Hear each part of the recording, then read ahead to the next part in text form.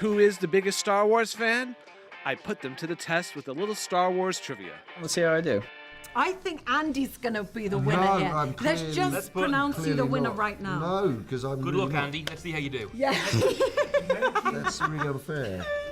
Which television Golden Girl starred in the 1978 A Star Wars A Holiday Special? Betty White? Well, that would have been, hold on, it's on the tip of my tongue. No, I really can't. Yeah, there's B. Arthur, right? Yes. Yeah, of course it was. The B. was- Arthur did? Oh my god, that's amazing. How have I not seen that? In Mel Brooks' Spaceballs, instead of the Force, they had I don't know that one. Schwartz. Nice. May the Schwartz be with you. The Schwartz? Power known throughout the universe as the Force? No, the Schwartz. You lot gotta remember, I'm British as well, man. I'm from the UK, man. You hit me with that culturally. That's some culture stuff. So make sure to catch these guys in action in Star Wars The Last Jedi, December 15th.